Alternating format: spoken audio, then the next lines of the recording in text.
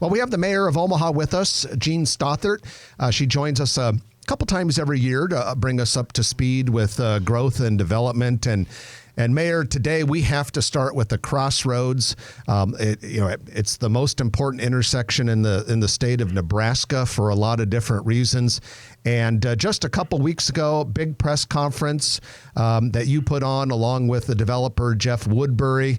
There's been a change of ownership now, and it looks like things are finally getting ready to move forward this spring. And they will move forward. Excuse me, we've had some slowdowns, with Frank Krejci passing away, his partnership with Chip James, with Lockwood, the KJ. But as of December 18th, Woodbury took over ownership.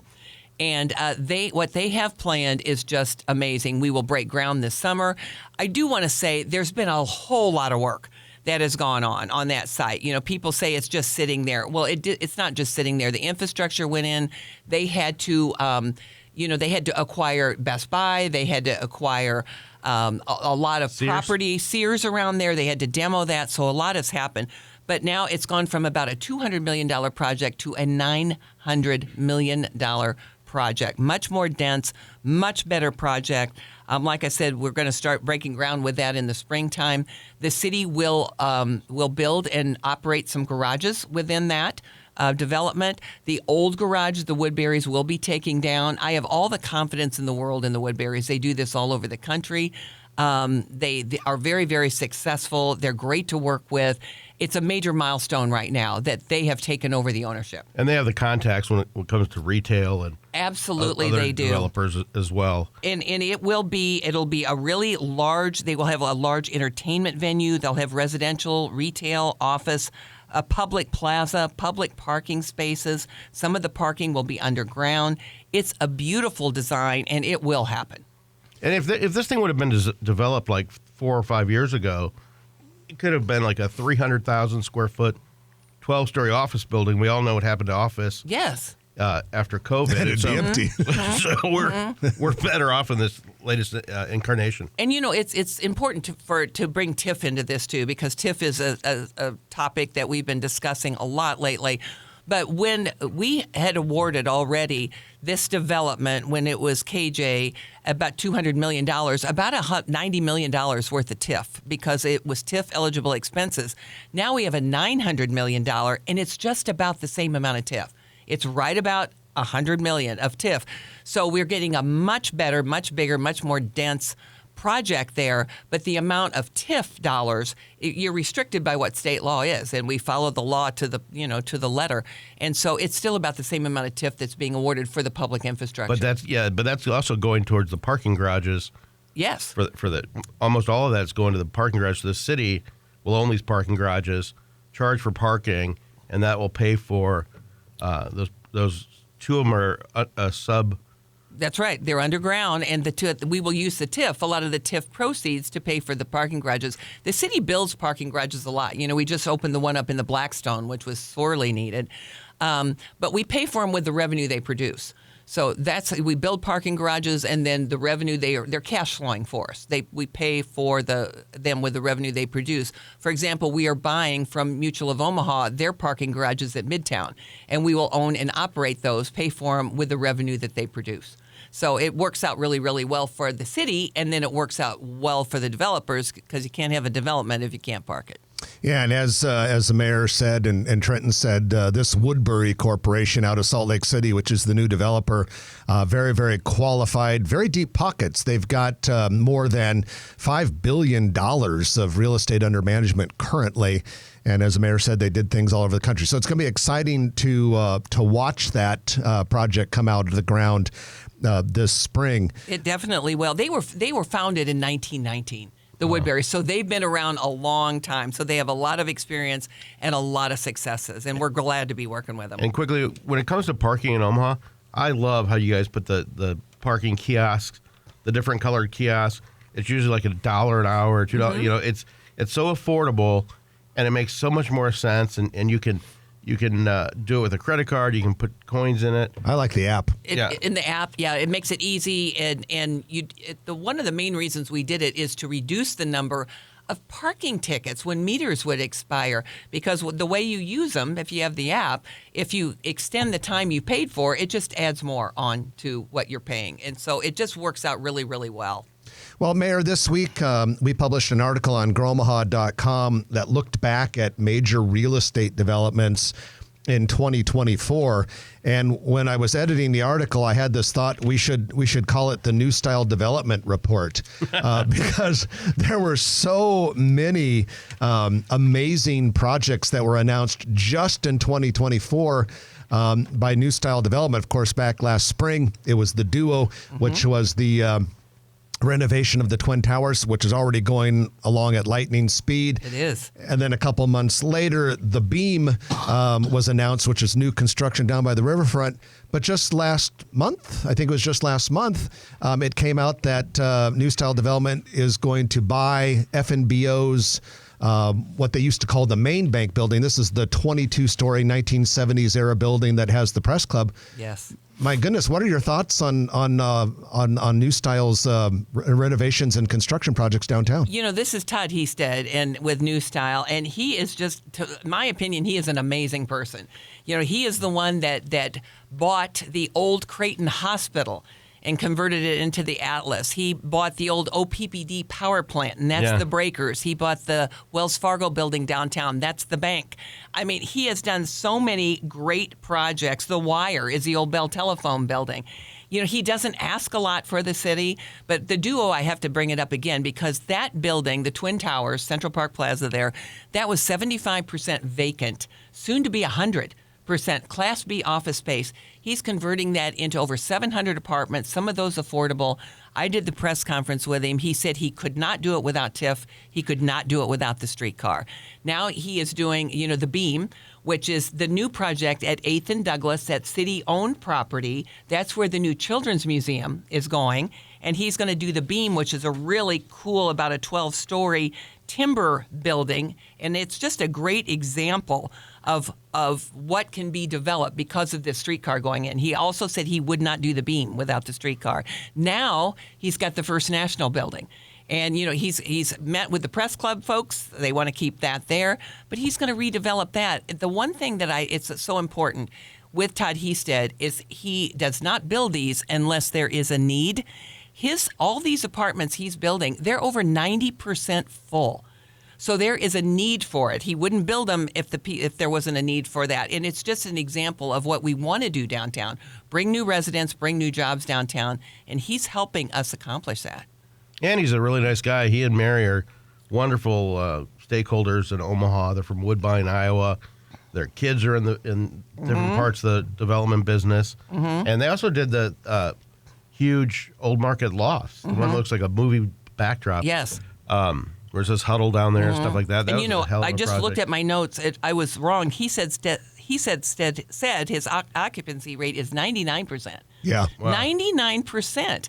And he will fill those up right away. But, you know, with the streetcar, for example, for the Twin Towers down there, the number of people that will be living there just expanded greatly because of the streetcar. So where they work and where they're going to live. And so he's just a great guy to work with. And like you said, him and Mary they work together, him and his wife. Easy to work with. He's just a regular guy and very successful. You know, it's interesting, Mary, you talked about 8th and Douglas, right, where the Children's Museum, the Beam building that we're just talking about. That area, if you go there right now, there's nothing other than park and freeway ramps. It's a little triangle at 8th and Douglas, and we have been working with them all along with this because, again, we had to park it. You can't put a children's museum down there if we didn't come up with a way to park it and then park for that apartment building right there. And that's what we're doing. The city is working on the parking for that and building a garage. So it all works together really, really well. Yeah, we're not wasting any land down on the riverfront when you see projects like that. And it'll just complement, you know, Heartland of America Park. The skate ribbon is right across the street. Heartland's right across the street. It's just an expansion of what's going on with the riverfront Hewitt Luminarium. The Luminarium down there now, you know, the music venue down there, the Steel House. There's so much going on. The Holland with their new center, the Tenasca Center. So much going on in that area just makes people want to go down there more and more. Well, you mentioned TIF, tax increment financing, a couple times, and lately there has been an unfair and misinformed assault, if you will, Very much so. on tax increment financing. Yes. And for the life of me, as a guy who loves Omaha growth and development, I don't get it, because it's one of the safest, most fiscally responsive ways that we can spark development in the urban core and not have to keep knocking over cornfields, valuable agricultural land. I don't know, maybe your thoughts on what I just said there, Mayor, about the importance of TIF. Absolutely. And, I don't want to make this a political interview here, but it's campaign season, and I will have opponents, and every opponent is coming out saying, I don't like TIF. We need to stop using TIF. That just shows me they don't understand TIF, because we use it very carefully, judiciously. We go through a public process. We do a lot of interviewing with the who is the developer that wants to use TIF, even before it goes, to a public hearing at the planning board and then the city council. A good example of TIF, though, I love to give is the Blackstone. The Blackstone started about 12 years ago with the conversion of Farnham. Since we have done that, they have spent $350 million on developing the Blackstone, which brings new jobs, it brings new businesses, it helps Blackstone our economy. District, you're talking Blackstone District. $350 million couldn't have happened without TIF. We had a meeting a week ago with James Blackledge, who is the president of Mutual of Omaha, who is building a 50-story skyscraper downtown. I had a meeting with him in my office with one of the state senators, and he said, we would not be building that at that spot downtown without TIF. And we follow state law to the letter. It's that phrase in state law that says, but for. This development would not happen but for the TIF. James Blackledge said, I'm the but for. I wouldn't be building this but for the TIF. I could build out in West Omaha and do some campus, but a skyscraper that's going to change the skyline of Omaha forever, that is downtown, and they couldn't do it without the TIF. So TIF is used very carefully. It's one of the tools we have. We recently, I need to say this, there was a report that Mike Foley, the auditor, put out. Some people took it as he was critical of Omaha. He was not. I met with him and his team. They said, we didn't say Omaha was doing anything wrong. We just said we want the whole state to use it right. The city of Omaha we just hired an independent auditor that audited us and how we use TIF. They said we're using it fine, according to state law. Well, we have, as we do a couple times every year, the mayor of Omaha with us to talk about growth and development. And Mayor, I do want to throw out one question. Some people have been wondering, what's the latest with this Inland Port Authority that we keep talking about that is planned for the area just west of Epley Airfield? Sure. And, that's a little hard for a lot of people to understand because they've never heard about it before. But the Omaha Inland Port Authority was established in January 2024, just a year ago, by the Nebraska legislature, and it was to help spur economic development and business growth and job creation in North Omaha. That's why it was created. The criteria for an inland port authority included you had to have proximity to either a river, an airport, an interstate, or a rail. We have all four where our boundary lines are. So the boundaries are Pershing Drive to the east, Stores Expressway to the river, and to the airport, Stores Expressway to the north, Locust Street to the south, and 16th Street to Highway 75 and 30th Street to the west. So there are 9 members of the Omaha Inland Port Authority Board of Directors. I appointed them in June of 2024.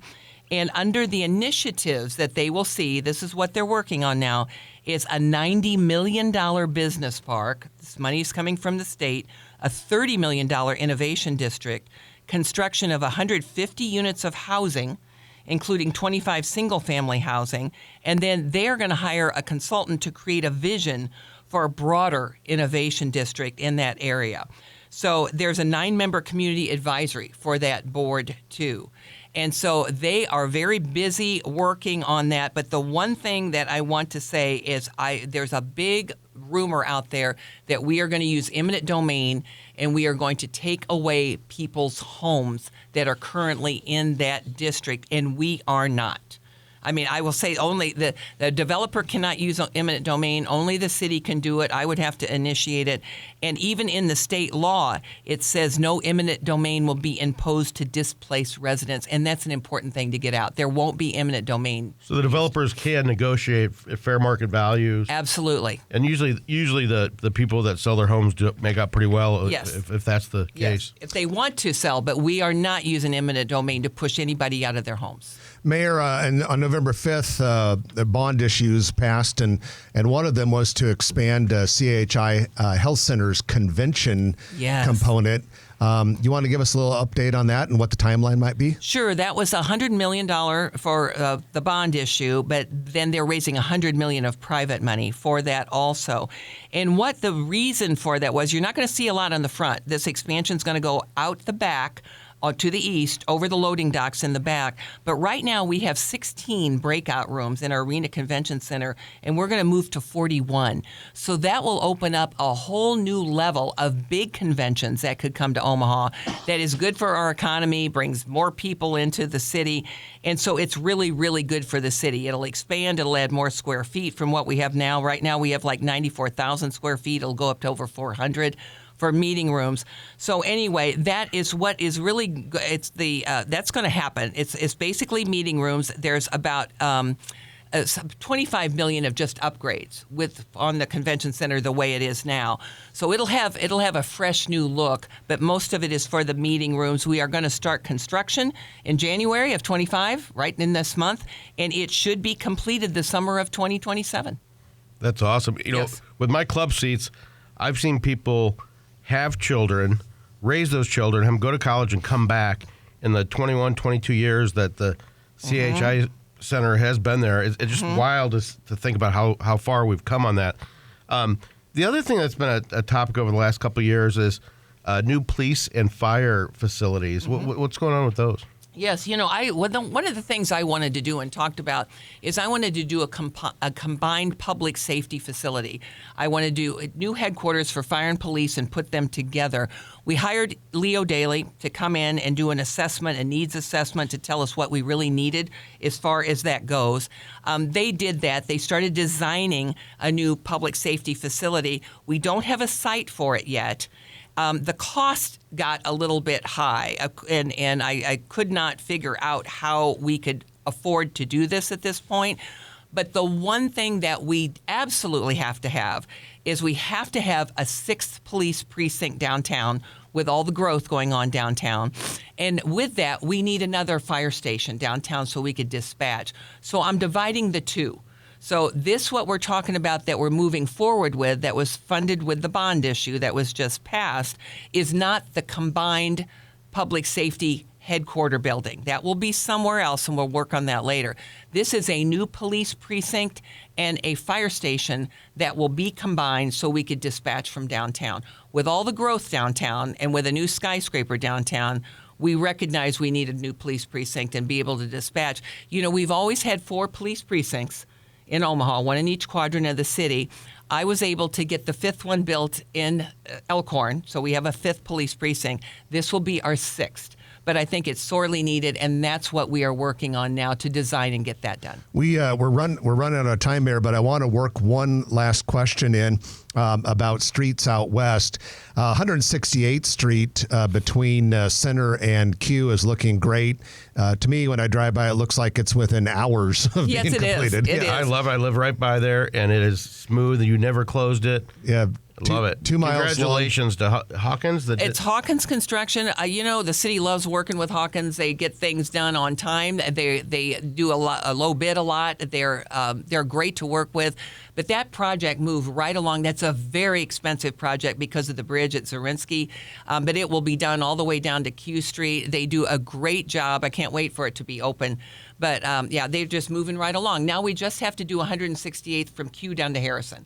That's left. But other than that road is amazing. And when you look at 168th, I know, Trenton, you drive it, from Center to Pacific, oh my goodness, the change there, what it used to look like and now what it looks like now. So they're moving right along with that, and I'm real happy with that project. But there's projects all over Omaha. And a lot of these are a result of the May 2020 $200 million street bond issue that we have been able to just really speed up the number of roads and rehabilitation we're doing all over Omaha. Money well spent, and you're on top of chuck holes and potholes, and you don't even hear about those anymore.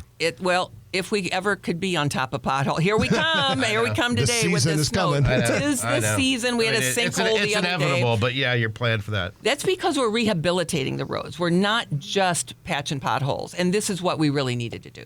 Well, Mayor Stothert, appreciate you joining us. Thank you for your leadership in City Hall and for keeping us up to date with what's going on with Omaha Growth and Development. You bet. This is always fun. All right. Mayor Jean Stothert here for her biannual or twice a year, whatever that is, update. We're going to take our final break of the hour. Semi-annual, that's what it was. If you like this video, be sure to hit those like and subscribe buttons. And remember, Grow Omaha is not just media. This is a mission. We are trying to build up Omaha and make it an even better place. We can only do that with your help. Share this video with your friends, neighbors, and family.